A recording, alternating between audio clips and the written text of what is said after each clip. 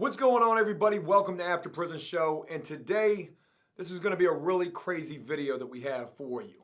It's been just recently that I began talking with an individual by the name of Michael, who is actually preparing to go to prison at the end of this month. This guy is facing at the very minimum 7.5 years, upwards of 15 years. And again, it's at the end of this month when he's going to be going to court for sentencing, and he's going to have to begin serving time in prison. Michael is a 36-year-old guy who has never served time at all. In fact, the only experience he has with being locked up were the 2.5 weeks that he would spend locked up before making bail on the charges that he is getting ready to plead guilty to and be sentenced for. And it was just recently where this guy reached out to me asking basically if I would become his prison consultant.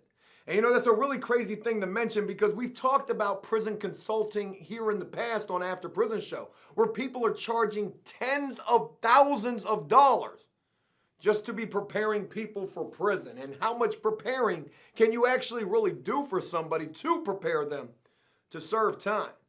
Well, in this particular case, with this being my first actual client and the first time I've ever done anything like this, I definitely need to tell you guys that I am charging Michael absolutely nothing at all. I'm doing this for free. And I feel like that's the only way that I could go about doing this because I've never done this before. And it's in this video where I'm getting ready to introduce all of you to Michael for you to hear his story, what he's facing, and why he's going to prison. And it's my hope by introducing all of you to this guy, Michael, that, you know, there's a message and a meaning behind this. And for me personally, that is how one mistake can end up sending you to prison, especially if you've never been in trouble before. But before we get into this interview with my first prison consulting gig and client, I do want to take a moment and address the sponsor of this video, an awesome mobile game called Raid. Now, there is a very good chance that many of you may have never even heard of this game, Raid, and if you haven't, this is a brand new collection RPG game. Introducing Raid Shadow Legends, which has an amazing storyline, awesome 3D graphics, giant boss fights, and more than 400 champions for you to collect and to personally customize. And the champions that they mention in this game are the actual characters that you can use to play with in this game. Just to go ahead and show you some of these characters, check out Valerie right here. I mean, look at these graphics, folks. Check out the graphics. Look at this. We get the panoramic 3D view of Valerie right there. There's also Bandit. Check out old Bandit. Bandit looking like he is trained to go. And I mean, I've never seen a mobile game with this much attention to detail and just the type of graphics that this game has. We've also got the Commander. Check out the Commander right here. We can get the panoramic view around this character. The amazing thing is that this game will remind you of classic RPG and strategy games with the added bonus and that it's now available on your phone. Believe me, you will enjoy crazy battles and events that will keep you hooked immediately. And there is definitely a crazy level to the detail in the graphics on this game. Raid's graphics and storyline are comparable to any AAA console game. The only difference is this is actually free to play. And check out this almost perfect score on the Play Store. Look at these ratings for this game, 4.6 out of 5. I'm pretty sure thousands of people can't be wrong. This game is growing super fast and expect to see a huge update this month, which is going to be pure fun for new players. So this is definitely the best time to join the action. And folks, you can find me under the username joepguerrero.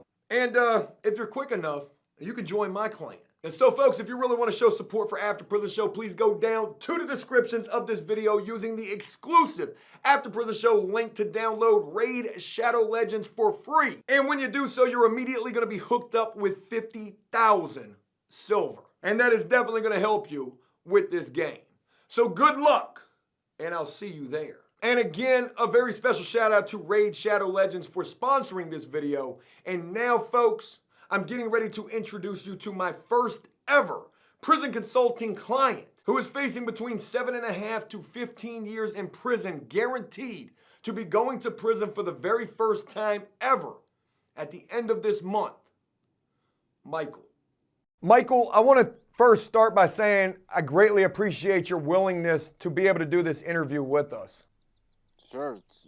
I'm honored to be. I'm a big fan of the channel, and I'm honored to be on YouTube in any video, because I don't think I have before. So I was talking a little bit prior to this interview about the fact that I've been working with you over the phone now for a little while, spending an hour on the phone with you every day, and basically I've taken on the role of being a prison consultant for you with the fact that you're getting ready to go to prison for the very first time.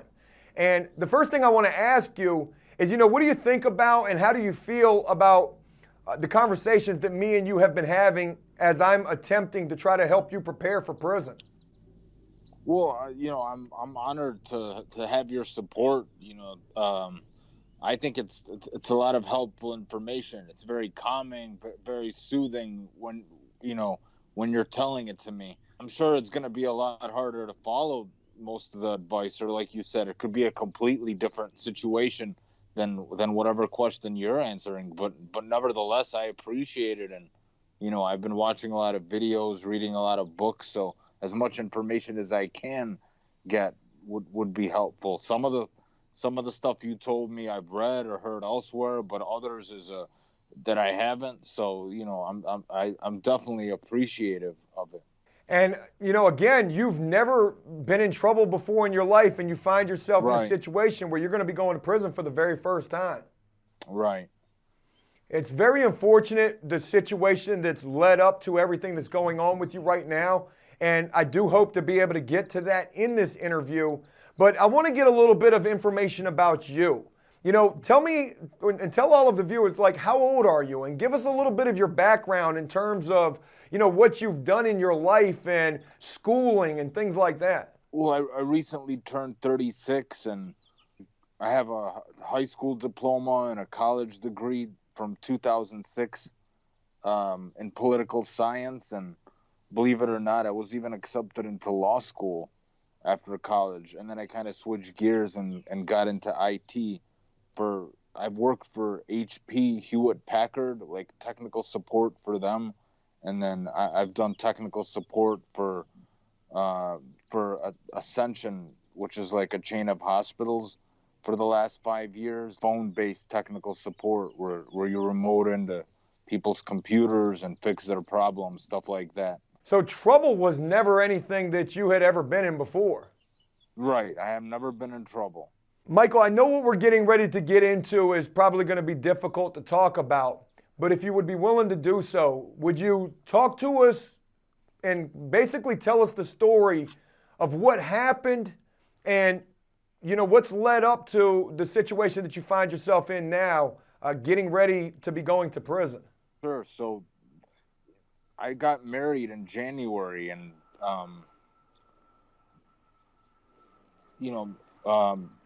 we were just having fun. It was just another day. I haven't done dope on a regular basis, but usually I order it online off the dark web, but I wanted to try an old connection from Detroit. So, I was excited. I guess this time I wasn't thinking that, with the epidemic, that it could have been fentanyl. And that's exactly what it was. I tried a little and got right on the road. And then next thing I know, I'm in the hospital. And they told me my wife died. And then I went to the county for 2 weeks. But I was like in shock when I got there. Like, I just couldn't believe it. But You had just gotten married in January of this year. You mentioned that it was you and your wife who were partying, and you were driving the vehicle, went and bought some dope. It would end up being fentanyl. You tried this while driving and crashed the vehicle after blacking out, and exactly. would wake up in a hospital and realize that your wife had been killed in that car accident. I can't even put into words and even try to express any kind of understanding for what you're feeling from this situation, but I got to imagine that this is probably the most traumatic experience that you've ever gone through in your life. Definitely, yeah. I don't think anything could quite compare to this. What has drug use been like for you in your life? Have you had drug addiction problems? Were you just what is referred to, I guess, as like a recreational user? Yeah, more of like a recreational user. Not all the time. Maybe I used weed on a regular basis. But when it came to harder stuff, just, maybe a couple times a month, if that. So I think one thing that I want to say right now is I think your story really speaks to how one mistake could end up costing an individual just such a detrimental impact on their lives, especially with the fact that, you definitely got some charges from this and you're going to be going to prison. Talk about the charges that you received and the amount of time that you're facing. So I was facing second degree, which I was shocked that they gave me that charge because of the speed. I just passed out and my foot probably went down to reach that speed, and it was like a 30-mile-an-hour zone. How fast was the car going? Like 104 on a 30, and it hit two poles and another car and a fire hydrant. And there was like a woman and a baby in that car. So they said I posed, like I created a huge risk. And, they dropped the second degree in exchange that I pleaded to the manslaughter, the OWI and causing death and the reckless driving. They first offered 9 to 15, and then they got it down to 7.5. But it went down from 9 to 15 to 7.5. But in Michigan, there's no good time, so it's not going to be no 85%. I'm going to have to serve that full 7.5 before I get eligible for parole. You're a guy who's never served time before, and you're getting ready to have to go serve at least 7.5 years. Right. There's something else that I have to mention in this interview, and it's something that I want people to take heed to, because people may look at you and listen to you and think that, you're not showing any remorse for this situation and that you don't feel guilt. You had mentioned to me about your emotional state and the fact that it's hard for you to show emotion because you're on antidepressants or you're on some kind of a medication that you've been on for like 10 years that's really taken that away from you. Right, the Zoloft. Like when I first started taking it, I was depressed and I always felt sad, but now it pretty much numbs all my emotions to an extent. So when I was in the county, I felt completely numb over this. I was just trying to look at my surroundings and try to get accustomed to it or talk to people or whatever. But not when I learned of the amount of time I'm facing, I definitely feel some, stress and sadness and fear and all that stuff. But if all those emotions come in strong, then because of the antidepressants, maybe in 10, 20 minutes, it just levels me out again. So I don't feel it as much. But yeah, definitely, I would have felt it a lot more without the medication. You mentioned that you were in county, and that's a good thing to talk about right here, because throughout the course of me speaking to you and working with you and the hour on the phone that we're spending every day talking and answering questions and trying to get you prepared for prison, I learned that you served 2.5 weeks is the extent of your experience serving time. And if you would you talk a little bit about what those 2.5 weeks were like for you while you were in the jail? So it was like, it was Wayne County Jail in Detroit. First, I wanted to, after the accident, they actually started me off at the central lockup for Detroit, which used to be a level 2 facility, and I was in a cell all by myself with like three bologna and cheese sandwiches a day, and across I could see people in the bullpen, and I was going crazy. I was just desperate for more contact because it was tough being in that cell, considering I've never done any kind of time.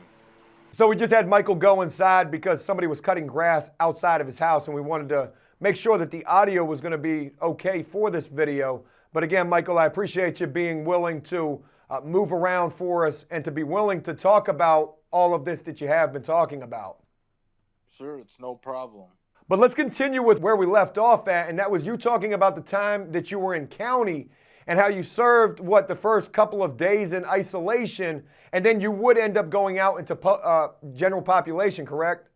Right. So when I was transferred from the central lockup to county, it was my first time being in the like a van where it's dark in the back and you're handcuffed.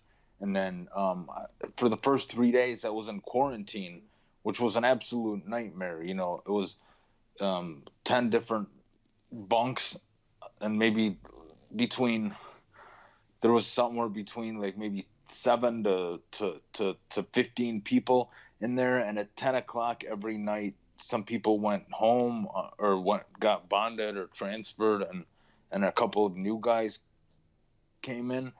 But I didn't have any trouble getting along with them, and a lot of them, they said they saw my case on the news, but it was just boring because there wasn't any TV, there wasn't any books, there was just sitting around and staring. So that was a nightmare. So when I got transferred to the cell block, looks wise, it looked even worse. I could send a picture later of what it looked like. It's like the old part of the jail, like the one built in the 1800s. So there was rust everywhere, and it was like a small row with 9 cells, but you got your own cell, and the mattresses were the same as in the quarantine, like a dingy 1-inch thick or 2-inch thick mattress that was like all worn out. It was while you were in general population, though, that you would learn probably one of your first lessons that you would learn about serving time. And I want to talk about this if that's okay with you, and that was Sure. your experience with Commissary. Right. So I didn't buy it right away. As soon as I came in there, people already tried to look like somebody was like, well, that guy's silently extorting you. Like, he was helping me fill out the commissary menu, but he was also picking stuff for him to stuff that I didn't necessarily want and that he could just order. But I didn't really care. I'm like, well, whatever. If he wants, then I'd order him some. But then in 3 or 4 days, when they did come around on the commissary, I realized, well, I don't want most of this stuff anyway. So I filled out a new one. So, I didn't, on whatever I bought was just for me. I bought a lot of sweet stuff, like the cinnamon buns, like 3 or 4 of those, like 3 or 4 Snickers, maybe some hygiene stuff. And soon I felt, I saw that the other 8 people I was there in the cell block with, they saw that I bought it, and some of those people didn't have anyone to put money on their accounts. So they asked me to, can I get one of those, and can I get one of those? And usually I did give it up. So I probably had maybe 25 of that stuff for myself, 25%, and the other 75% I gave away. But I was still disoriented and in shock, and just stupefied by what had happened. So I didn't really care that much. But some people pointed out to me there that you don't got to do that. You don't got to give up all your stuff like that. So it was definitely a lesson to not do that in the future, to just to learn how to say no. And that's something that we've talked about amongst Right. many other things in the conversations that we've had between you and I. I want to talk about this really bad. Basically, what I've been doing for you is consulting you to prepare you for prison. You're an individual who has never served time in prison, but unfortunately, you definitely are going to prison. And that's something that's getting ready to happen pretty soon. I want to talk about one of the very first phone calls that you and I had. Actually, it was one of the very first questions that I asked you.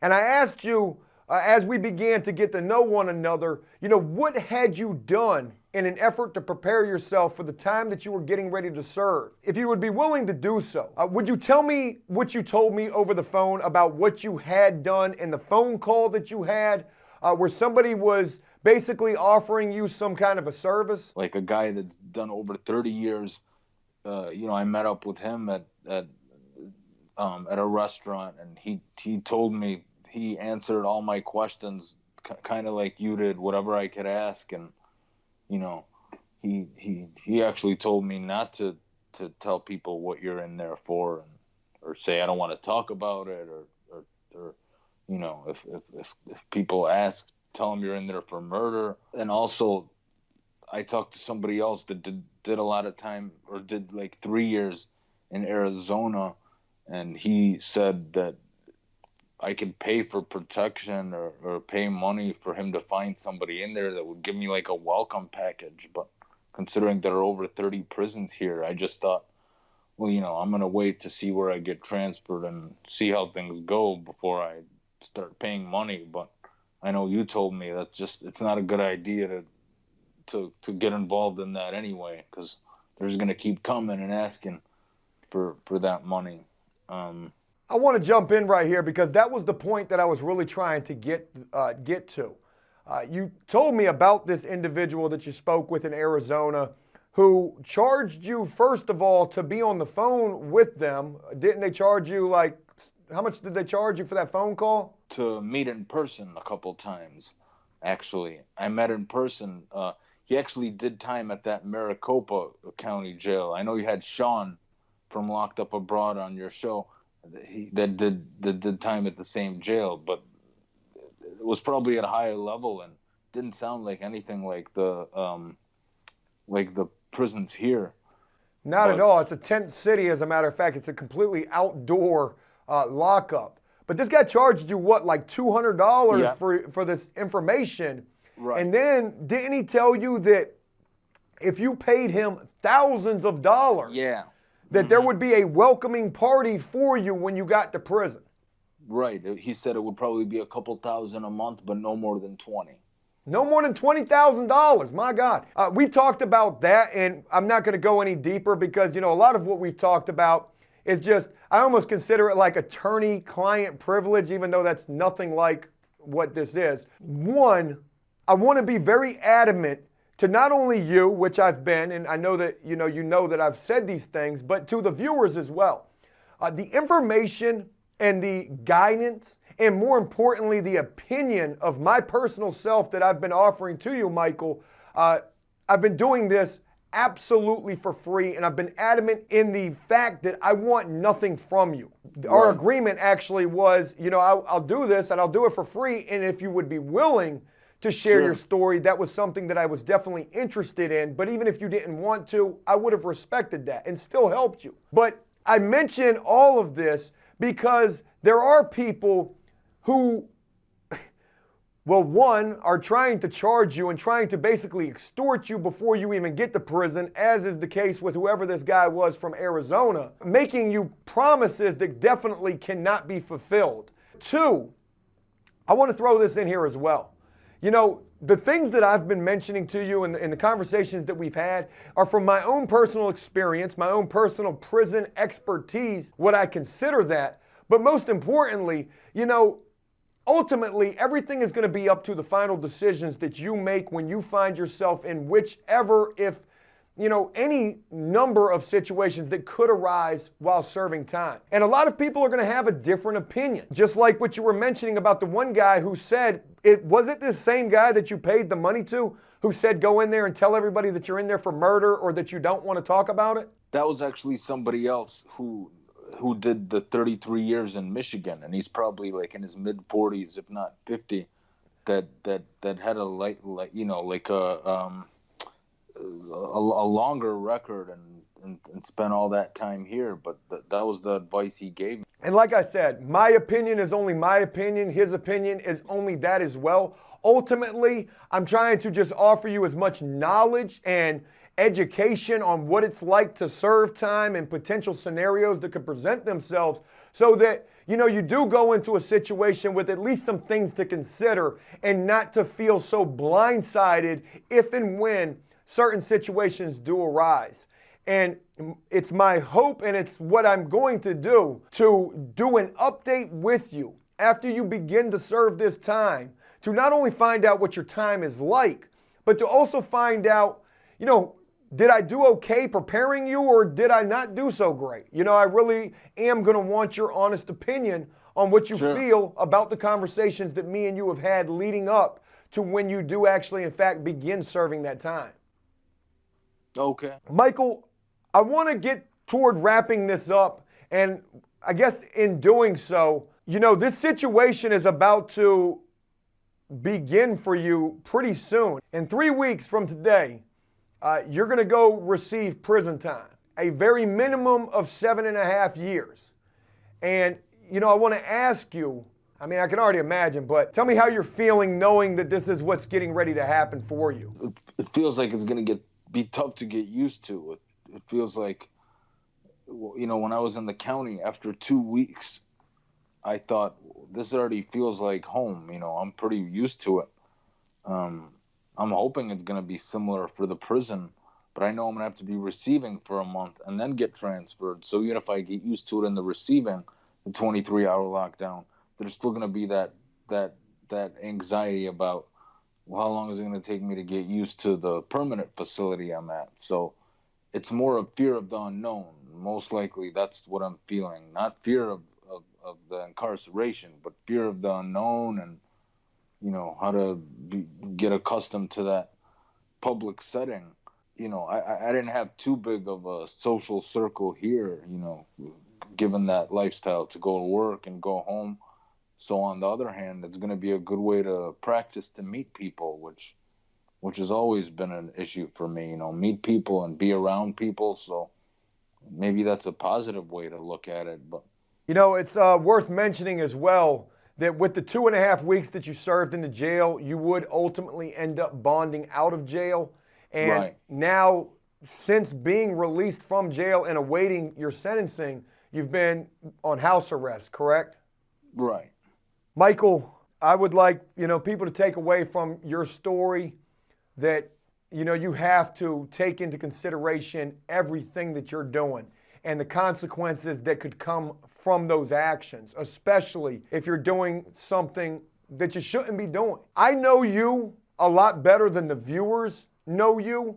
And from the conversations that me and you have had, I don't want people to get the wrong impression of you. And I want to say this, you know, I don't truly think that you had a drug problem. You were a dabbler, a recreational user, if there is even such a thing. And your story definitely speaks to how even if you don't have an addiction, how drugs can ruin an individual's life. I am absolutely hoping for the very best for you through the time that you're going to serve. I'm going to be in contact with you all the way up until the day of your sentencing and trying to give you as much advice or just talk to you and be there for you because that's what I kind of feel obligated to do at this point, and I want to do that for you. And I am looking forward to hearing from you when you begin to serve this time and to definitely do an update and let people know not only how you're doing and how you're adapting and adjusting, but also, you know, did the information that I provide to you help you at all? Sure, yeah, I'm looking forward to it, to update you and to call you from there. I don't think it's going to be a video call, but we could do something over the phone for sure. Right. Nevertheless, I don't have anyone else to call. Maybe I have my parents to call, but other than that, you know, maybe that guy that tried to help me that did 30 years, he said I could try to call him, but I'm definitely going to hit you up maybe when I get out of the receiving to let you know when I get at least into the permanent facility. I definitely want to hear how things go for you, man. And I wish you nothing but the best considering what you're getting ready to endure. I want to thank you, Michael, for taking the time to be willing to share your story. And I'm going to be looking forward to continue talking with you up until the day of your sentencing. Thank you, man. I appreciate you.